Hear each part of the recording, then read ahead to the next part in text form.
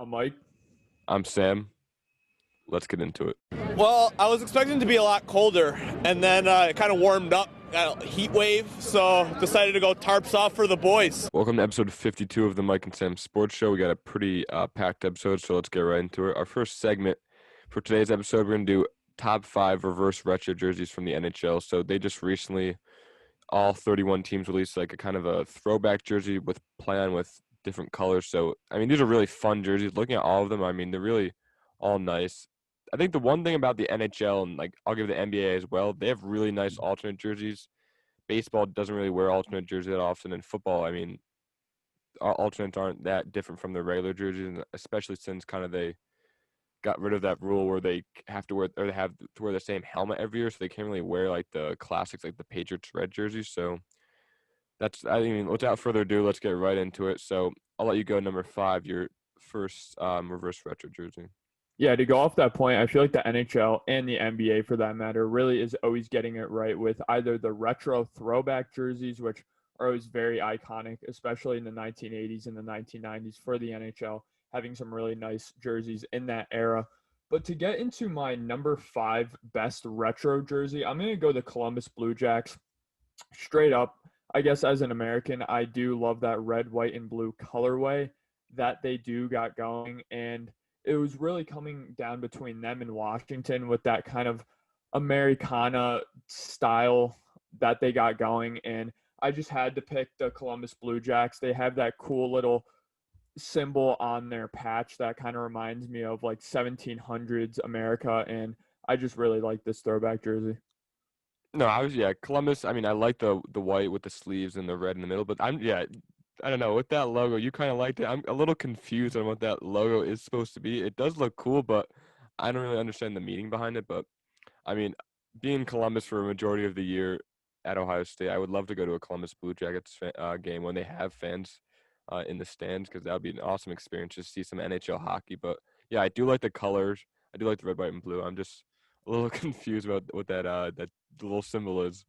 Yeah, I'm not sure what that symbol is in the middle. It's like kind of a star with a hockey stick on it, but I was kind of referring to the cannon that they do have on the side of the patch is what really stood out about that jersey to me. No, I really like that cannon. They a couple years ago, like they had those Winter Classics jerseys. The Penguins had some. And then the Blue Jackets had that one with the cannon in the middle, and I really liked that one a lot. So, I mean, if they replace that kind of that middle logo, maybe put the cannon as the main logo, I think this jersey would probably be in my top 5 as well. But going into my number 5, I have the St. Louis Blues jersey. I think it's really nice. This is like Wayne Gretzky was on the Blues for kind of a really short stint in his later in his career, but that jersey that he wore was blue and then the red at the bottom, but this kind of was the reverse of that, so it has red as the main color. I just think these jerseys are not really taking themselves too serious. A lot of them are really fun, like bright colors. So I really like this one because I think the red, just the way it makes that, like the Blues logo in the middle pop so much. And then the patches on the sides kind of just have like the clarinet or whatever instrument that is. I really like this one a lot. And I'm hoping the Blues can wear this jersey a lot because they're a really great hockey team the past couple of years. So they're going to get a lot of national spotlight. And then it'll just be fun watching them in prime time with these jerseys on.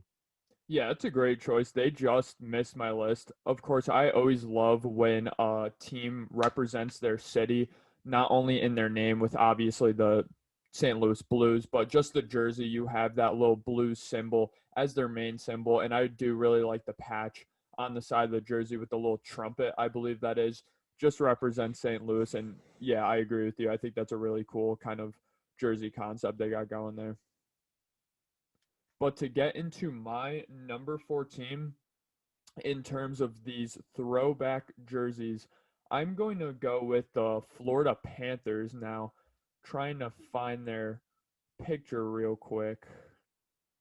Yeah, so the Florida Panthers, again, what really stood out to me was their kind of colorway going on. I love the dark blue with the gold contrast. I think that looks really good. I think that was similar to the last pick you just had in terms of their color scheme. Again, I do really like the Panther on the center of the jersey. I think the Panther is just a really good logo. And then again, with the side patch, I do like that little Florida symbolism going on with the palm tree. No, this was definitely like I had this on my list for the longest time, and then for some reason I took it off. But I absolutely love this jersey. I think looking at the Panthers jerseys now, they kind of like the tiger or the panther on it, not the tiger, the panther on their jersey now kind of looks not as aggressive as it should be. Like this one, it's really just an aggressive panther, which I really like because with sporting logos, it's kind of like intimidating. It's supposed to be fierce. Like a couple of years ago, there was a controversy with the Cardinals because they had, or Yeah. your Cardinals for the Arizona, like they made their bird a little more aggressive, which some people were like kind of confused about. But I think it just as a sporting team and as especially hockey's an aggressive sport, you want your logo to be aggressive, but like I love these colors, the red, the white, and then like the gold kind of accenting around the jersey. I think it's really, really nice.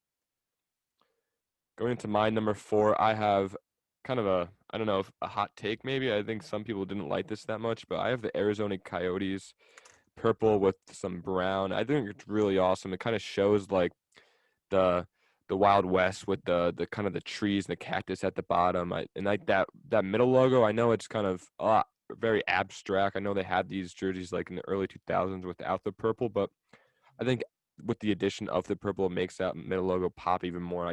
I really love these jerseys. Yeah, I'm not going to lie. I had this higher up on my list actually. The website I'm referring to actually had this ranked as their 27th logo. And the second I saw it when I was scrolling down this kind of list, I was like, wow, this is awesome. And I guess I'll get into it a little bit later when it does end up hitting my list. But getting to my number 3 team for these throwback jerseys, I'm going to have the Calgary Flames. And now for the Flames, I've kind of fallen in love with their jersey recently, and this jersey is very different from their main jersey. Not only with the colorway having their main be black instead of red, but just that C logo in general with the flame coming out of the back. I honestly think that's sick. It really isn't featured in this jersey too much. It's kind of on the side patch, but I do really like that Calgary with the flames coming out of his nose. I do think that's a really cool jersey concept. Again, I really do like the black with the red and yellow stripes at the bottom, and I just really like this jersey. Yeah, if we expanded our list to top 10, this would definitely be in my top 10. I really like this. The black, like if it was, I feel like if it was red, I think they might have had this similar jersey in the early 2000s with the red, if I'm not mistaken. But I think the black makes the logo more like pop. I mean, I know I'm saying the word pop a lot for a lot of these jerseys, but it's just a great descriptive word for kind of talking about these jerseys. I think the black just really makes like the logo pop because it's such a construct of colors because it's obviously a black base and like it's red and yellow. It's such bright colors. So I think this is a really great jersey. So going into my next jersey on my list for number 3, I have a jersey that you mentioned earlier. Not it wasn't even on your list, but you just talked about how it was on the brink. I have the Washington Capitals. I really am excited to see OV wear these jerseys next year. I know they had similar jerseys to this during Ovechkin's early years and when he was a rookie, and I think they were white and blue. But I think having the red kind of makes the jersey pop even more. There's that word again. But I really like these. I mean, the navy blue, the white. The white is. I feel like if they have too much white on it, it would kind of take away from the middle logo. But I think since it's such a minimal amount of white, it really makes the logo kind of the center of the jersey. Yeah, I'm not too sure with this Washington Capitals jersey what the 5 stars represent with the eagle at first. With my slightly limited NHL knowledge, I was like, is that potentially the amount of cups they've won? And that's not true. I believe they've won 2. So that was a little confusing for me. I thought if they could kind of do something with those 5 stars symbolically, it would be cool. Maybe they did, and I'm just missing out on what those 5 stars mean, but it did just miss my list. I do really like the eagle in the center. I think it is a really cool jersey concept. But going into my number 2 team, I think this might be your number 1 team. I think these jerseys are absolutely awesome. I know people weren't ranking them very high, but let's see if we have a similar taste. And I'm going to have the Anaheim Ducks.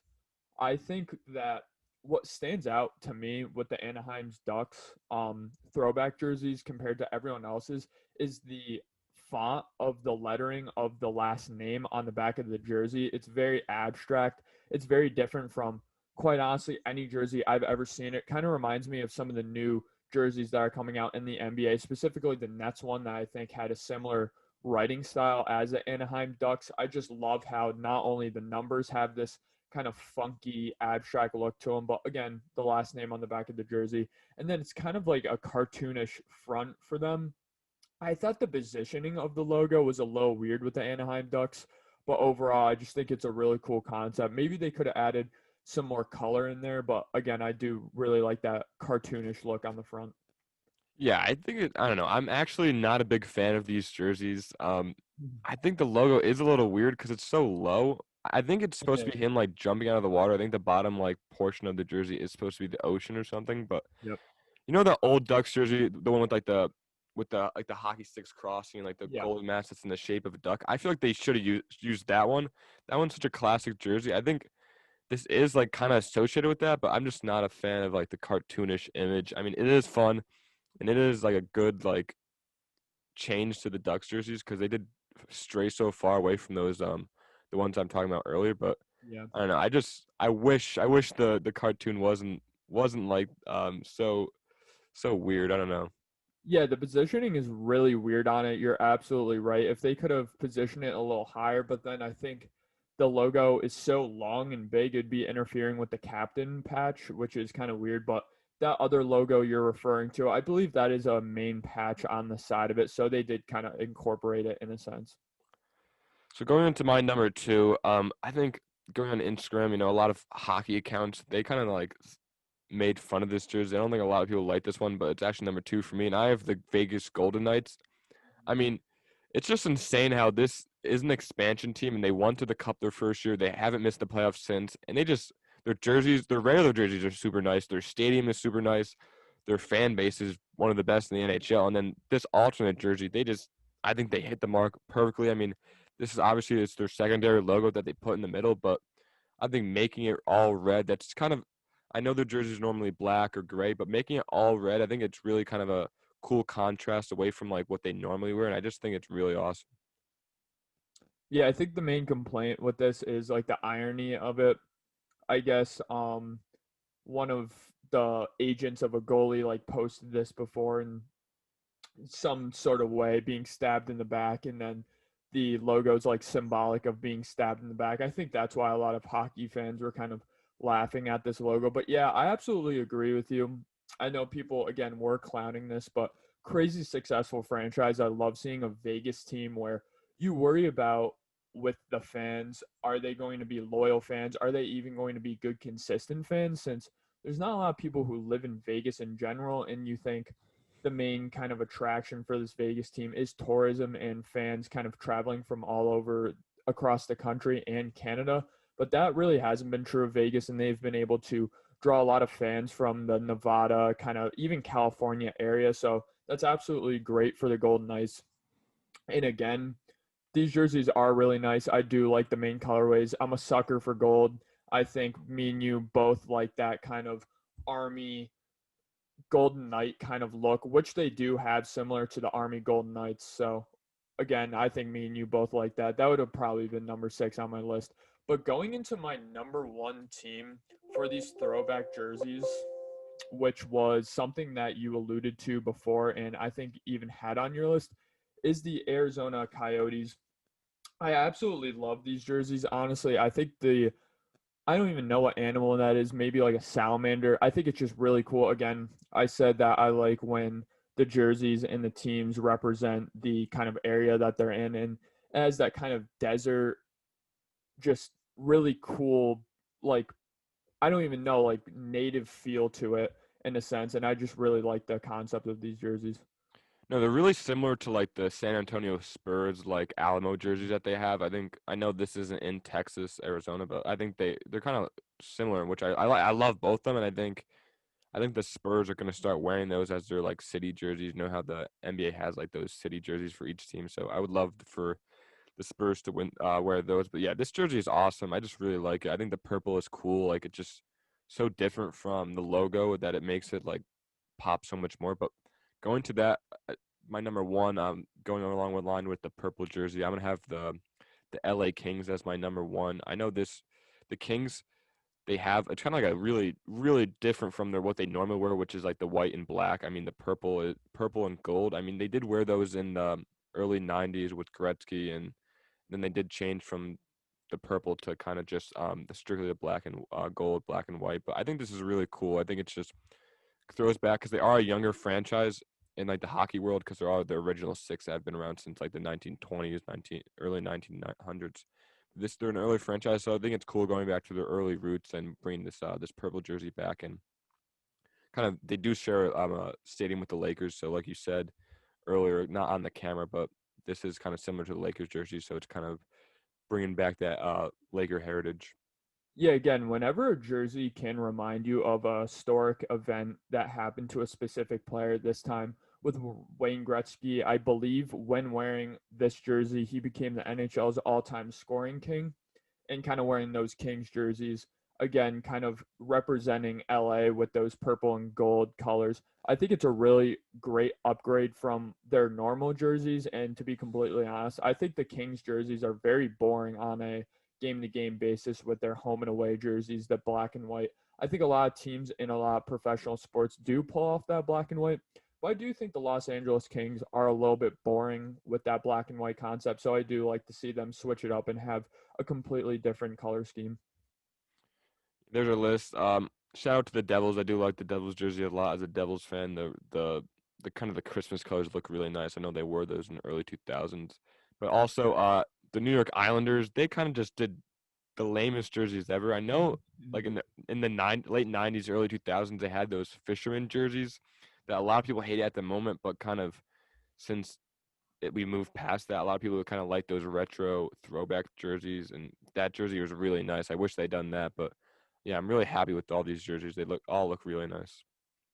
Yeah, I really agree. Shout out to the Minnesota Wild. I thought they had a really cool jersey concept as well. Kind of reminded me of the Supersonics.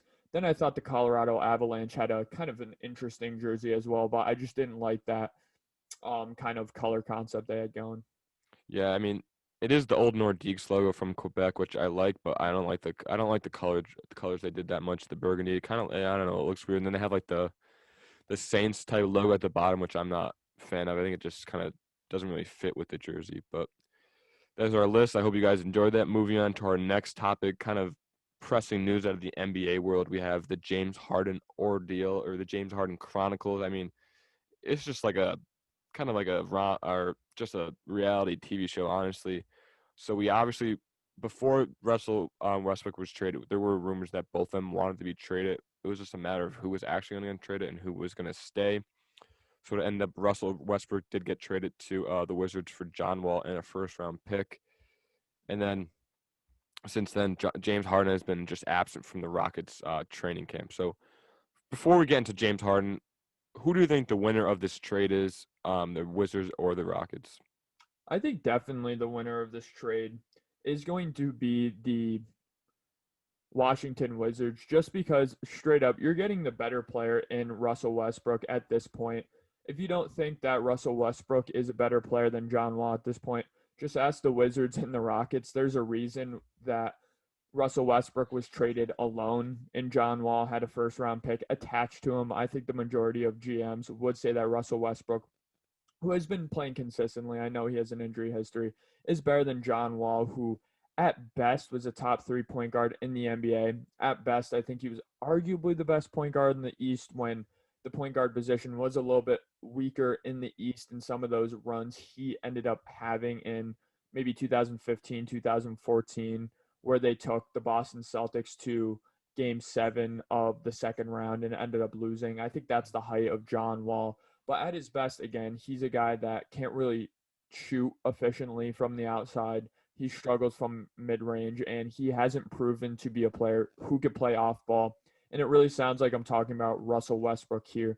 But when you have a player that, again, hasn't been on your team in the past 2 years and you replace him with a player who is better than that player and is available, I think the Wizards straight up just won that trade. Yeah, honestly, looking at John Wall, fun player to watch when he was in Kentucky, but I mean, he just hasn't, like, his play style hasn't he hasn't gotten better at all. I mean, he hasn't progressed. He's kind of just been the same player since his whole career. And a lot of like pictures of him in the offseason, like he just doesn't seem like he works out at all that hard. He doesn't train that hard. I think he just kind of got the paycheck from the NBA and just kind of did nothing about it. I think just looking at him, he's kind of like the poor man's Russell Westbrook, sadly. Yeah. I mean, they are similar players. They can't really shoot the three that well. They're both aggressive around the rim. And I just think looking at Westbrook, he's a lot more aggressive. He's a lot more like he tries a lot harder. And I think, like you said, the Wizards didn't win this trade. And like looking at Westbrook, he wants to be a ball dominant player. And I think Bradley Beal, he can be the off ball player that Westbrook kind of needs that he hasn't really had in his career. I mean, looking at Kevin Durant, they want to be a ball dominant player when they were both on the Thunder. So I think this is gonna be really good for Russell Westbrook. Obviously, Bradley Beal is gonna have to pass the ball around more because when it was just him in Washington, he was averaging like maybe 35 points a game. So he's gonna kind of need to be humbled a little bit. But I think the Wizards, they can be a sneaky team in the East. Maybe not a high playoff team, but I can see them making a 7 or 8 seed. Yeah, then looking at the Rockets, I think it's obvious that they knew before this trade went down that Russell or James Harden was gone because you don't have James Harden and you're not contending for a championship trying to retool this roster, bringing in a new coach, bringing in a new front office. And then the first thing you do is downgrade your roster, trading Russell Westbrook for John Wall in a first round pick, especially with that pick involved there. That just tells me that they're moving on to a post James Harden. We're kind of in a retooling. We still want the revenue from making the playoffs, but at the same time, we're not looking to compete kind of roster. We're competing for the 7-8 seed in the Western Conference Finals. That's what this trade screamed to me. And all this news of James Harden not only missing the team practices, but then missing his individual practices along with PJ Tucker. I think that should tell you everything about his dedication to the Rockets at this point and just his willingness to move forward with this team. And I would be surprised if James Harden honestly even played a game with the Rockets this season. I don't see it happening. Yeah, I mean he's lost all dedication to the Rockets. He said or reports came out that he wasn't going to be able to make it to the first week of practice, and then a video comes out with him at little baby's birthday party. Which sidebar, little baby, I think he's the most. You're more into rap than I am. He's probably one of the most popular rappers right now. I don't understand why people are giving him such expensive birthday presents. He can buy anything he wants. I don't get why he's getting diamond encrusted watches and stuff. But that's another discussion. But James Harden was seen at that birthday party, so obviously there's a lot of people there. So he needs to get COVID tested, which is very important because the NBA. If I'm not mistaken, the NBA just released their health code for this season, and they banned nightclubs and other type of large gatherings for these players. So I think it's gonna be difficult for the Rockets to kind of deal with James Harden this year because I think he's just gonna be so far away from what management tells him to do, and he's just not gonna do anything. Yeah, you just can't have a guy that's going to be high risk for COVID. I think we're all used to and being pampered by the NBA bubble and the success of it.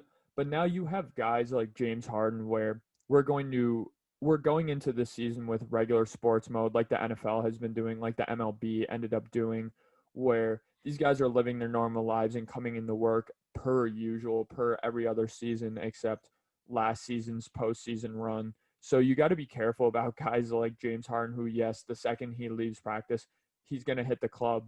He's going to go do things like that.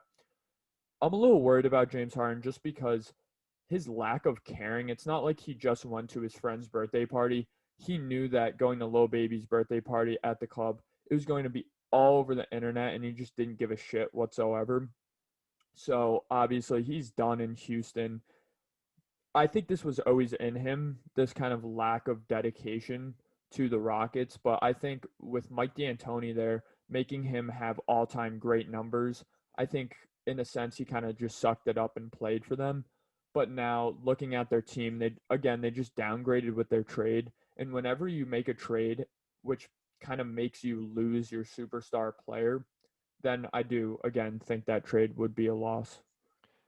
There's a reason why a strip club in Houston has James Harden's jersey hanging from the top because he likes the party. But I think with the firing of Mike, or not firing, I think he just stepped down with Mike D'Antoni. I think that kind of scared James Harden a little bit because Mike D'Antoni that offense was oriented to give James Harden the ball every possession and have him take the shot. I think with Stills being hired as the new coach, I think it might kind of scare James Harden a little bit because he just doesn't know what he's going to do with the new game plan. So I think James Harden he's kind of just being lackluster. I think, and then new reports coming out that he says he's open to being traded to someone like the 76ers or another contender, which the 76ers, I don't know if they'll be able to add him. Well, I don't even know what they would be able to give up for James Harden.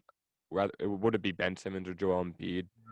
But yeah, I mean, so it's just so it starts contract with James Harden requesting a trade and Westbrook going to the Wizards, and he looks like he's being happy. I saw last night on Instagram him at like the training camp already, and him and Bradley Beal were building great chemistry already. I mean, Bradley Beal made a flying dunk, and Westbrook was like there hyping him up already. So I think James Harden is mad where he is, and Westbrook seems very happy with the Washington Wizards. Yeah, the thing about Russell Westbrook now being paired up with Bradley Beal, in my opinion, Bradley Beal is the best off-ball player that Russell Westbrook has ever played with by a wide margin. Let me explain that. Obviously, he played with James Harden, not only in OKC, but with the Houston Rockets, and he ended up playing with Kevin Durant, with the Oklahoma City Thunder. He played with Paul George. And the thing about all those players, they're probably more talented and better scorers than Bradley Beal are. Not Paul George, in my opinion, but Kevin Durant and James Harden certainly are. But Kevin Durant, besides his days in Golden State, never proved to be that good of an off-ball player with the Oklahoma City Thunder. He was kind of, when I'm not scoring, when I don't have the ball in my hands, I'm just kind of stand on the top of the key or stand on the top of the corner.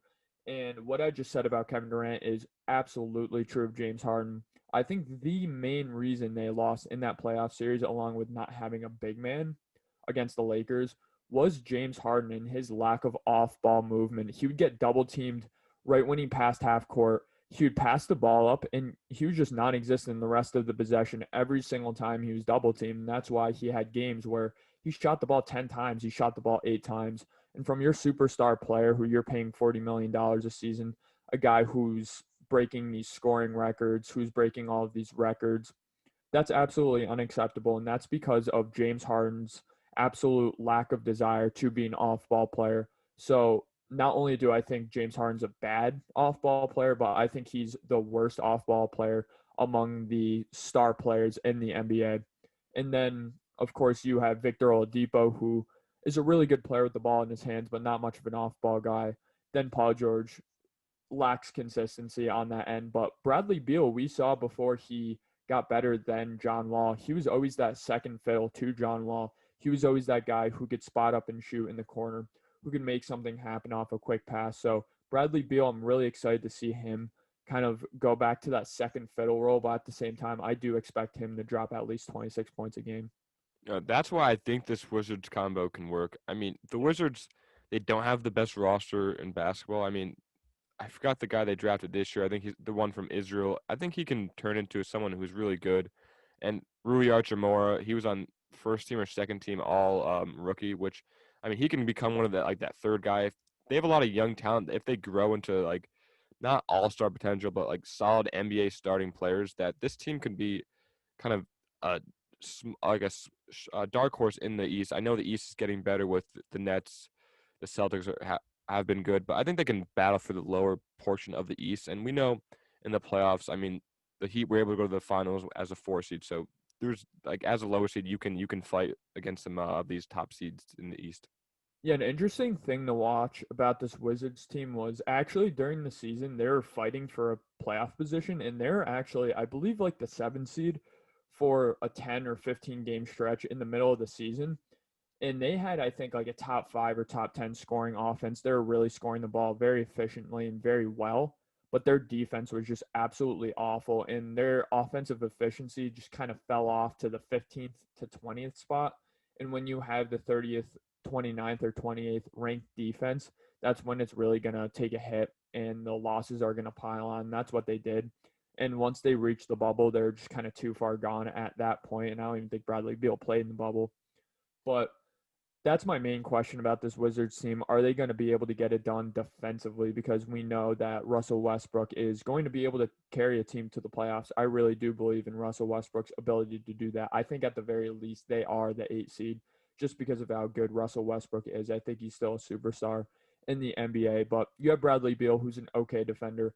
I know Rui Hachimura was one of the worst graded analytically defenders in the entire NBA last season, so it's just going to be interesting to see if this group could put it together defensively. Yeah, I mean, it's at that point for defense, it will be about coaching. If the coach Yeah. can coach up his guys to be not like one defensive great player, but if they can kind of perform as a unit and collapse the backboard when someone's driving to the rim and just be able to kind of space the defense out where it's not getting clustered or it's not too stretched out for the 3-point shot, because that's so pivotal in today's NBA. But going on to like with the 76ers or a different contender, if you were the 76ers, would you trade Embiid or Simmons for James Harden? I mean, it's really tough. Obviously, you have Daryl Morey. You're going to want to play more Morey ball. You're going to want to shoot a lot of threes. You're going to want to get a lot of shots around the rim. And you have a really weird roster construction for Morey ball because you have the absolute opposite of that. You have this kind of team that's going to out physical you, a team who all your starters are going to be way taller than the opposing team. And obviously getting rid of Al Horford, they're trying to go away from that, trying to pick up some shooters in the offseason. So with this team, I mean, I was always on the Joel Embiid trade him after his really good 30-40 game season that he had as a rookie in his third year in the NBA. I really love Embiid. I think his motor and his stamina is really, really in question come playoff time. I do think James Harden would be a better match with Joel Embiid than he would be with Ben Simmons. But I do think Ben Simmons just still has so much potential in this league. I know his mental aspect of the offensive game is a little concerning in terms of his unwillingness to shoot the basketball, but Ben Simmons is a top 10 defender in the NBA. Certainly, you can argue he's top 5. I forget which defensive team he was on. I believe he was on All NBA first team in terms of defense. They really did miss him in the playoffs. That was very obvious. And just to have another guy that could facilitate the ball along James Harden, I think would be interesting. Again, I do think Joel Embiid would be a better matchup for this trade. But if I was the Rockets and I saw Joel Embiid and or Ben Simmons in a trade package, I'd accept it immediately. I don't think you're going to get a better player through the draft or a better player through a trade than those two guys.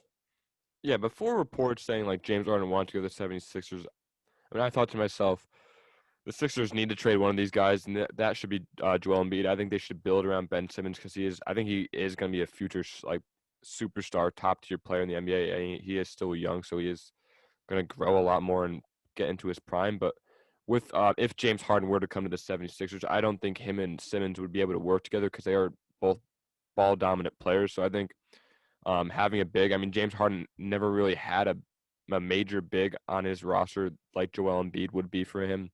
I think that would open up a lot of windows for their offense about James Harden kind of faking a 3-point shot and be able to pass it down low to Joel Embiid. I think that would just stretch out the defense so much because they would not know where to go. Because obviously Ben Simmons can't shoot the 3. I mean, he just developed to be able to slightly make some in the preseason, but Yep. that kind of makes their offense one-dimensional. So I think James Harden and Joel Embiid would kind of be a yin and yang match perfectly together, harmony. Yeah, I love this trade or any potential trades similar to this for the Rockets. I do think they just have to hit the reset button at this point. But with James Harden, I'm really starting to question his fit with any superstar player in the league, like any, no matter how good or bad they are, just because you're going to need to be an off ball player at some point in your career if you want to win championships. LeBron James had to do it. He had to learn how to play off ball, even though, again, guys like this, top 3, top 5 players in the NBA, they're still going to be on ball players. They're still going to have the ball in their hands the majority of the time. But like the great players did, like Steph Curry did with Kevin Durant, like Kevin Durant did with Steph Curry, like LeBron James did with Kyrie Irving, like Dwayne Wade did, like Chris Bosh did, the great players need to adjust. They need to be able to give the ball to your teammate and really be able to still be an effective off-ball player, not just have your offense playing 4-on-5. And I'm just really doubting James Harden's ability to swallow his pride and do that at this point in his career. Yeah, I mean, I don't know.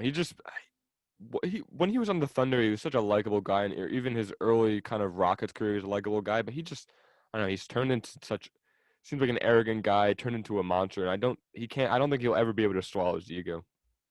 Yeah, he definitely.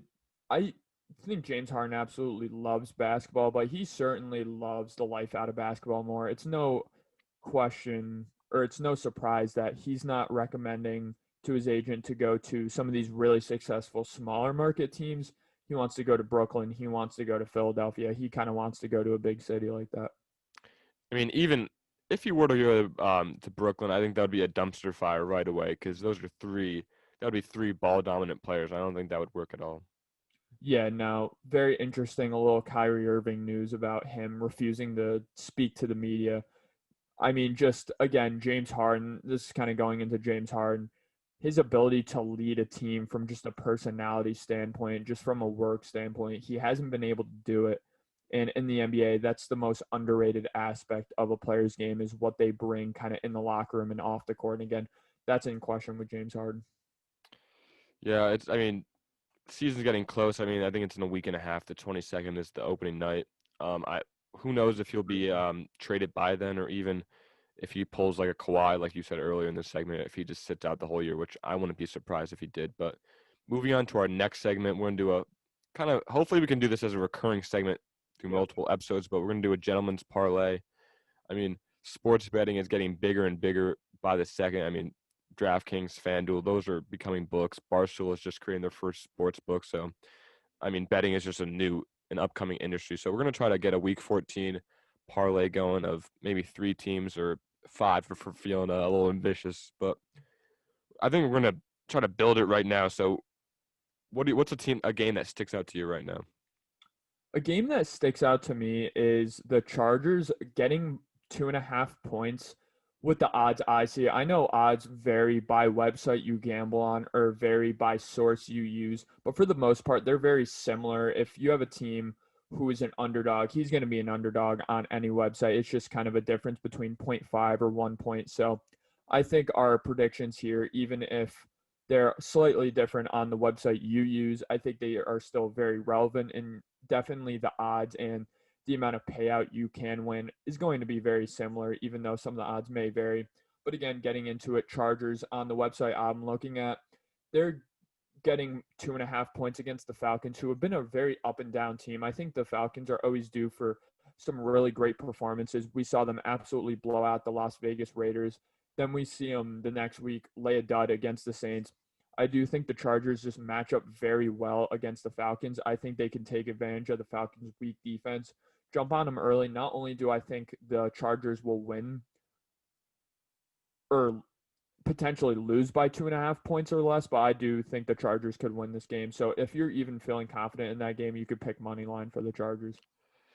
Yeah, I mean, I think this is a game that I'm not that confident in, but if we were to build a parlay, I would definitely be confident in doing the over for points total. I think this is going to be a shootout. So I think right now the over is 49 points. So I can see both teams being able to collectively score over 49 points. Yeah, I do like the over on that game. Getting into another really interesting game, it's the Browns versus the Ravens. Even though I think the Browns, honestly, all season have looked better than the Ravens, and the Browns are kind of on a hotter streak than the Ravens. I know the Ravens are just coming off a win last night per this recording, but I low-key think they looked a little bit shaky against the Cowboys at some points in the game. Lamar Jackson's still not proving, to me at least, his ability to throw the ball at even an average NFL rate. And the Browns are getting 1 point in this game. So if they lose by 1 point, you're still going to win if you throw money on the Browns. I really like the Browns money line too for this game. I do think the Browns are simply a better team, and I think the Browns are going to win this game. Yeah, I think the Browns, they played each other week 1, and the Ravens absolutely just destroyed them. But the Browns have been just hitting on all cylinders as of recently. They get Myles Garrett back. So I think this is a game that money line Browns, I think they're going to win. So I think that if we're making a parlay right now, I would include the Browns in that 3-team parlay. Yeah, another parlay or another game that's interesting to potentially throw in a parlay is Texans at Bears. I'm seeing some sites favor the Texans actually, some sites favor the Bears, but the specific website I'm looking at does have the Texans and Bears even for the point spread, and I think for most websites they're going to have Texans at Bears money line even, so not really getting an underdog or favorite in this game. So I think with this game, straight up, if you're really confident in the Bears winning, pick the Bears to win, and you're going to have some money on that. If the Texans and you're very confident in the Texans winning, then throw money on the Texans. For me personally, I do like the Texans in this game. I think their offense is significantly better than the Bears. I think the Texans offense might struggle a little bit in the first and second quarter against this really good Bears defense, but I do think they'll turn it on in the second half. I do like the under for this game with the point total, but I do think the Texans are going to win this game. I don't know. This game is – I'm scared about the Texans now since Will Fuller is out. I don't know if they're going to be able to put up such high numbers. So I do like the under with this because obviously the Bears defense is just awful. The Bears offense, is awful, and they can't really move the ball at all. But the Texans, I would like to – I think I can see them winning because I think Deshaun Watson, he's just a stud. They were playing great against my Colts last week, which was a hard game to watch because it was back and forth. But, yeah, I would go with the Texans money line for this to add to the parlay. A game that stuck out to me, not looking at money line, but looking at the over or the spread, the Packers minus 7.5 versus the Lions. I think they're absolutely going to destroy the Lions. I would hammer that home right now for Packers minus 7.5. I think they're going to win by maybe more than 2 touchdowns. Interesting. I'm kind of nervous about this game just because I love teams coming off of weeks or kind of the weeks following of them firing their head coach. I do like the Lions defense in terms of playing a little bit better than they did under Matt Patricia. I think this offense will be slightly motivated now. I certainly think the Green Bay Packers are going to win this game. There's not money to be made in money line here, just straight up picking the Packers to win. So I'd stay away from that. But yeah, if you are confident in the Packers blowing this team out, then I certainly would pick the Packers in terms of their 7-point spread. But personally, I'm going to stay away from this game. I'm not confident in the Lions being able to keep it within a touchdown game. But again, I am a little bit shaky on this Packers team at the moment. The Lions did barely just scrape out a victory versus the Bears last week. Yeah. So, obviously, Aaron Rodgers, I think he's pulled ahead as top 2 MVP candidate. I think there's no question about wherever he's playing. That he's going to put up points. It's just up to the Packers defense to stop the Lions defense. Because Matthew Stafford, no matter the talent around him, he always shows up. So, it's up to the Packers defense for that 7.5 spread. Another game that kind of sticks out to me, we have the Bills-Steelers.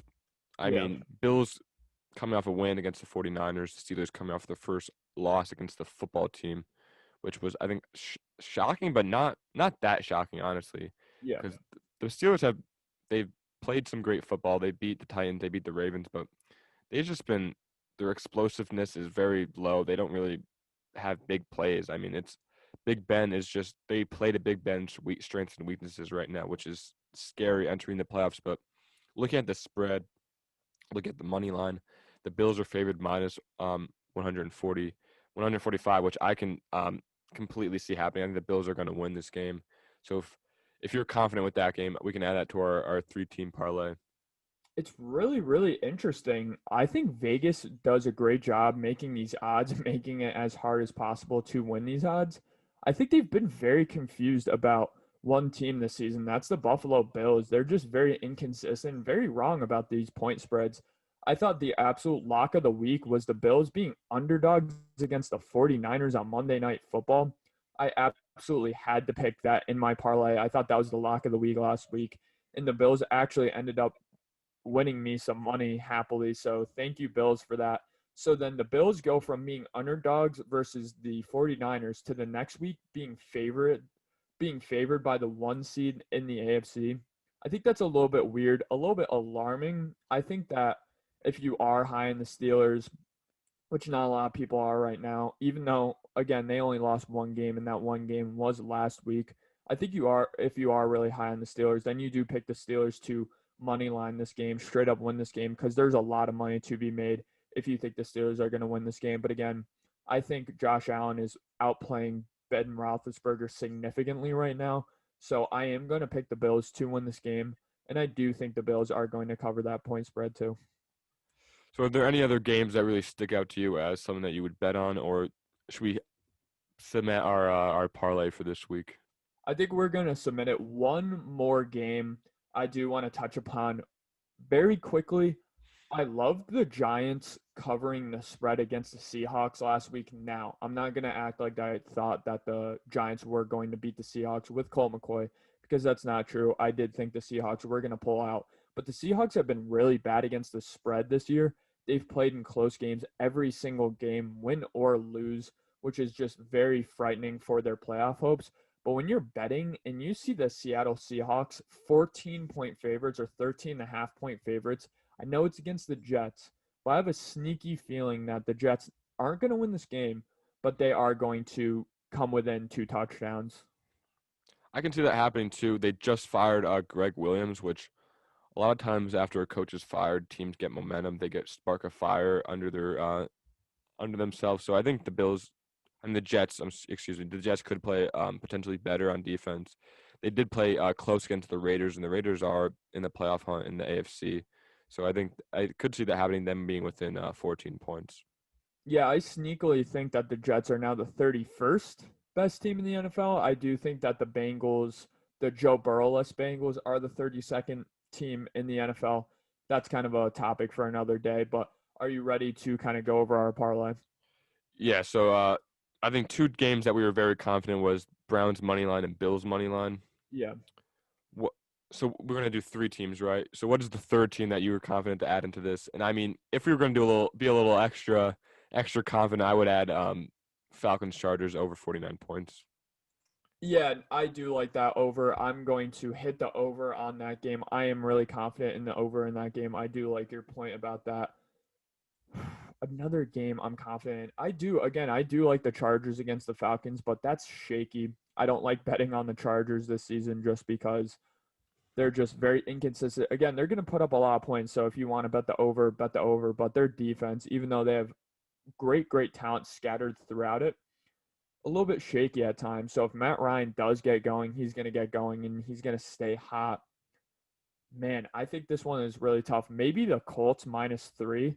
I do like the Colts winning against the Raiders. I do think they have a significantly better defense than the Raiders do and a slightly worse offense, which I think is a formula to win that football game. Anything else? Not really, though, particularly. I mean, the Colts. I want to say the Colts are going to win every week because I'm a Colts fan, but it's just hard. They can very much win that game. They can very much lose that game. That's just like a game that they are going to win. I feel like it's a trap game a little bit. I mean, if we're going to add a 3rd team, there are so many games like the Chiefs versus the Dolphins, which obviously it's not the best odds, but if we were going to add a 3-team parlay, I mean, we could add one of those wide margins just to kind of cement it as an easy parlay to hit. Yeah, I'm really not in love with the big point spreads usually on these parlays. I think they're usually very shaky. Even with the Chiefs, I think they lost their really big point spread against the Jets this season, if I'm not mistaken. But another sneakily very good one that I think we can potentially hit is +6.5 for the Vikings. The Vikings have been one of the hottest teams in the NFL the past couple of weeks. They had a really slow, bad start, but I remember me and you had them ranked pretty high in our preseason power rankings. And I think a lot of other teams or analysts did. This offense is clicking with Kirk Cousins and Justin Jefferson, along with Dalvin Cook. And again, they are 6.5-point underdogs against the Tampa Bay Buccaneers, who have looked very shaky coming off a bye weekend. I think with teams like this, bye weeks are worse than better because a team like the Buccaneers really ride on momentum and kind of to not only be playing bad, but have no momentum going in this game. Whereas the Vikings coming off a good overtime win, I think the Buccaneers could be an interesting game to bet against them. Yeah, obviously, yeah, like you said, the Vikings are hitting on all cylinders right now. Adam Thielen, we know he's going to play well. And I think I really love how they're incorporating Justin Jefferson a lot more. I think he's the first Vikings wide receiver to receive over 1,000 yards in his first season since Randy Moss, which is insane. I really like Justin Jefferson, and I would hit that +6.5 for the Vikings in this game. Certainly. So if we're gonna set our parlay right now, we got Browns money line, Bills money line, Vikings +6.5, and then the over for of 49 points with the Chargers and Falcons. I think that's a outstanding parlay. I think it's pretty. I'm pretty confident in this one. Yeah, I think I'm gonna look into this, see what the odds are in terms of how much I would pay out, maybe throwing $20, $30 in there, seeing if I can get multiple hundreds of dollars. That's always good odds. I think that parlay is going to end up turning that out. I'm very, very excited. We're going to have this segment hopefully in a lot more episodes in the future, even though football is kind of winding down, but we have college basketball is just getting started. NBA basketball is just getting started. So maybe we can do some with those, but please gamble responsibly. But everybody, we hope you enjoyed this video. We'll see you in the next one.